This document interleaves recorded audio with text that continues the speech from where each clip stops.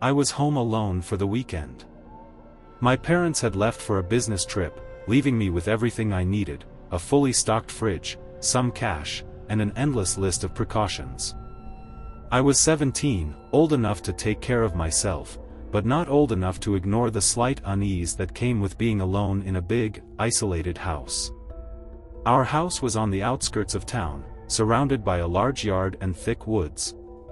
We had no close neighbors, which was nice during the day but unsettling at night, when every little noise seemed amplified by the silence. After dinner, I watched a couple of episodes of a TV show before deciding to go to bed. I made sure all the doors and windows were locked, just as my parents had instructed, and went upstairs.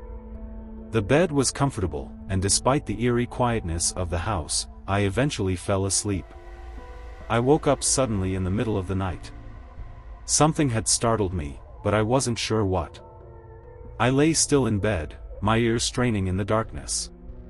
Then I heard it again, a soft, rhythmic tapping coming from downstairs.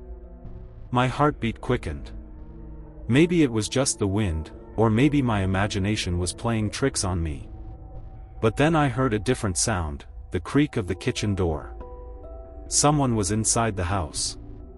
Fear gripped me. I sat up slowly, trying not to make any noise. My phone was on the nightstand, but my hands were shaking so badly that I almost dropped it. I unlocked the screen and dialed 911. I crouched by the bed while the phone rang. When the dispatcher answered, I whispered as quietly as I could, explaining the situation. They told me to stay hidden and remain silent. Officers were on their way. Then I heard footsteps on the stairs. Every part of me screamed to run, to do something. But I stayed frozen. The footsteps were slow, deliberate. They stopped right outside my bedroom door.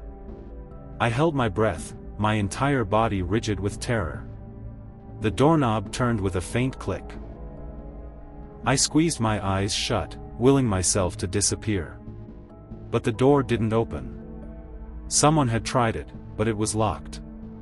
I heard heavy breathing on the other side, followed by an eerie silence.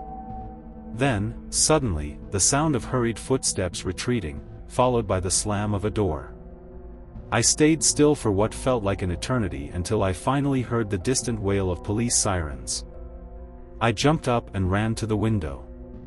2 patrol cars were pulling into the driveway, their lights flashing in the darkness. I hesitated before unlocking my bedroom door and cautiously making my way downstairs. The officers were already inside, calling my name. It was only then that I realized how much I was shaking. They searched the entire house and found the back door wide open. There were clear signs of forced entry. They never found out who had broken in. Nothing was stolen, nothing was damaged.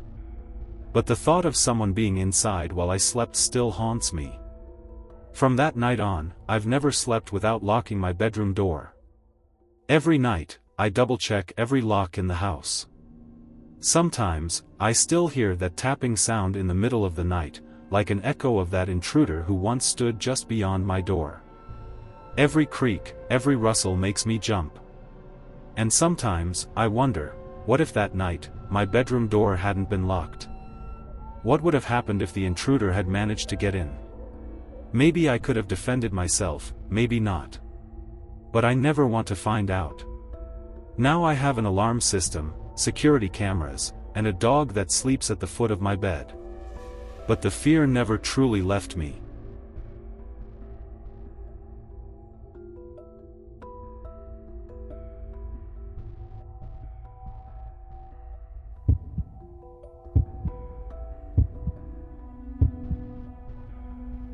When I was 19, my parents decided to go on a week-long vacation. I was the only one left at home, as my older sister had moved out a while ago. Our house was located in an isolated area, surrounded by forests and hills.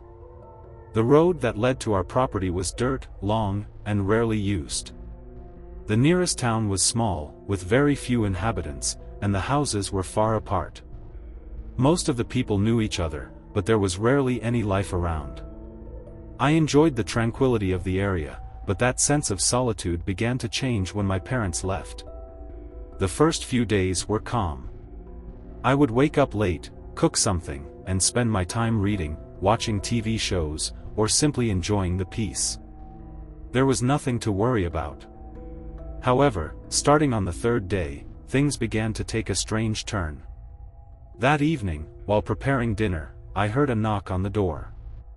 I thought it was the postman or perhaps a neighbor needing something, so I went to answer without thinking too much. But when I opened the door, there was no one there. Only a white envelope placed on the ground in front of the door, with my name written on it in neat, elegant handwriting. I started to feel a slight unease, but I ignored it and picked up the envelope. Inside was a letter with no signature. However, the sentence written on it made my blood run cold. I know you're alone, I've been watching you from outside. I couldn't understand who it could be. I thought it was a prank, something stupid, maybe a joke from one of my friends. But something inside me told me that it wasn't. The letter made me feel vulnerable, as though someone was already watching me, studying my movements. But I decided not to overthink it and continued with my evening. However, the thought of that sentence never left me. Every sound, every rustle I heard outside, seemed suspicious. That night, when I went to bed, fear accompanied me, but I tried to reassure myself, it's just a prank, nothing more. In the following days, though, things began to happen that I couldn't explain. Every time I went outside, I felt a strange sensation, as though someone was following me from a distance. I couldn't see anyone, but my instincts told me I wasn't alone. One afternoon, while walking in the garden, I heard noises coming from the nearby woods, like someone walking between the trees. I stopped, trying to see if it was an animal, but I couldn't spot anything. I decided to ignore it, but the feeling of being watched didn't go away. That evening, when I was getting ready to go to bed, the noises seemed louder, as though someone had come closer. I didn't think too much about it, but a strange unease had already taken over me. The next day, when I was about to leave to run an errand, I noticed a car parked along the road, far from my house. It was a dark SUV. There was no one inside, but as I passed by, I saw a man standing next to the woods, staring at me. He didn't say anything, but his gaze sent a chill down my spine. I couldn't help but think that he had been watching me for a while, as if he had been waiting for me.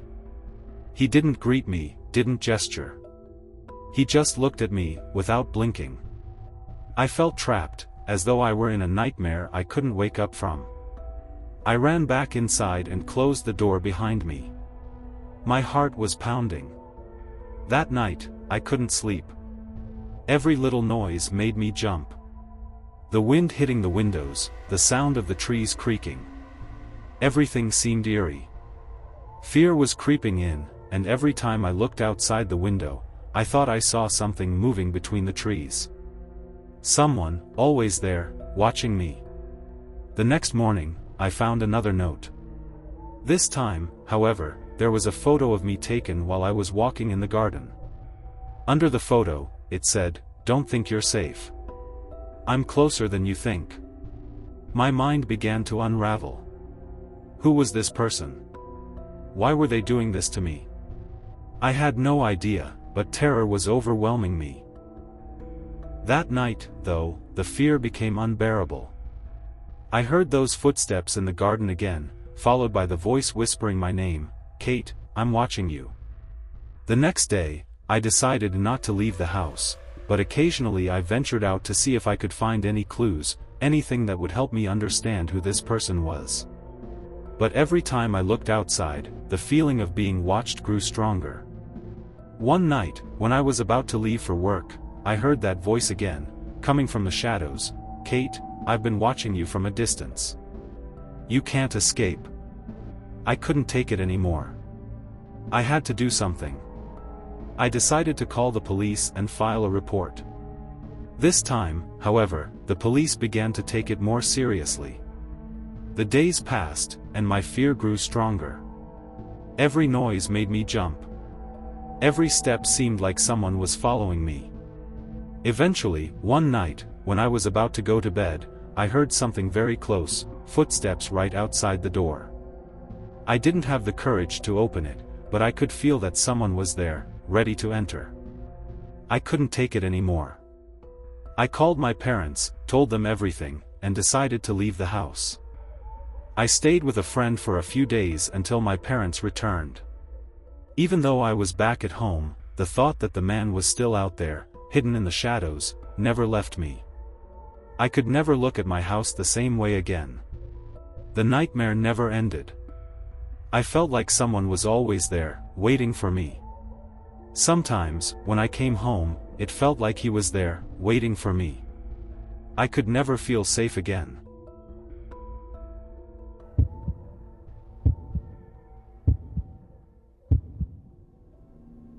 It was one of those quiet evenings when everything felt perfect, as if time itself had slowed down just for me. I was at home alone, my parents had gone out for a dinner with friends, and I, being 17 years old, enjoyed the solitude. The house was silent, and the dim light from the lamp beside the couch barely illuminated the room, creating a cozy atmosphere. I wasn't worried about anything, I was used to being by myself, and nights like this felt like a small luxury. I was sitting on the couch, watching a movie, trying to forget the usual stresses of school and life. I felt comfortable, relaxed. Everything seemed to be just as it should. Then, around 10:30 p.m., something changed. I heard a faint sound coming from the front door. It was a gentle knock, followed by a second, and then silence. I thought it was just the wind, as the door was often affected by drafts coming from the window. But then the knocking repeated itself. This time, louder. It wasn't the wind. Someone was knocking on my door. I hesitated. Nobody ever visited me at this hour. I had no reason to expect anyone. But my curiosity got the better of me, and I got up to check. I walked cautiously to the door, my heart rate increasing slightly. I peered through the small window on the door, but saw nothing. Strange, I thought, maybe an animal or a branch. I turned back to go inside, but just as I did, the doorbell rang. A single, sharp ring. My mind raced. No one rang the bell this late, especially not someone I knew. I approached the door again, this time with more caution. I looked through the peephole. Still, no one. There was nothing outside but the empty street, and the houses in the distance. Just darkness. I felt a strange sensation, like I was being watched. I couldn't explain it, but I felt exposed, as if something was wrong. Why would someone knock and then just leave without a word? With growing unease, I closed the door quickly, the chill creeping up my spine. I tried to shake off the feeling, but it stayed with me. It felt too odd, too out of place. I returned to the couch, but my mind wouldn't settle. I couldn't stop thinking about it. Maybe I was just overreacting, maybe it was nothing. But the more I thought about it, the stranger it seemed. I was just about to distract myself with the movie again when I heard another noise. This time, it was coming from the kitchen window, which looked out onto the garden. A knock. A gentle tap, then another. The sound was subtle but persistent. I didn't move right away, but the unease in my chest grew. It couldn't be the wind again. Someone was definitely out there. My heart began to race. I had to check. Slowly, I got up from the couch and walked toward the window. I didn't want to pull the curtains back, but I had to know. I was afraid of what I might see. I moved the curtain just slightly, enough to see into the darkness outside, but I couldn't make anything out. Nothing but shadows. And yet, I felt a presence. Someone was there. I could feel it, even if I couldn't see them. My mind started to race. I wanted to believe it was nothing, but the feeling of being watched was undeniable. I didn't want to look, but I knew I had to. I stepped away from the window, my pulse quickening. The back door had a small window too, and I noticed that the lights were now flickering in the living room. Was it a coincidence? Or was there something more to this? I didn't want to risk it. I thought about calling my mom, but I hesitated. The phone line was dead. The whole house felt unnervingly quiet. I could hear my breath echoing in my ears. I wanted to ignore it, to go back to the movie, but the tension in the air made it impossible. The knocking continued, more insistent now, like someone was trying to get in. I felt cornered, trapped in my own house. What if someone was out there? What if they were trying to break in? I moved away from the kitchen window and walked into the hallway. As I passed the front door, I stopped. The doorbell rang again, louder this time, as if demanding my attention. It felt like an alarm going off in my head. I couldn't ignore it any longer. I opened the door cautiously, peeking through the small crack. There was no one. Just the street, empty and still. It was too quiet, and that made it worse.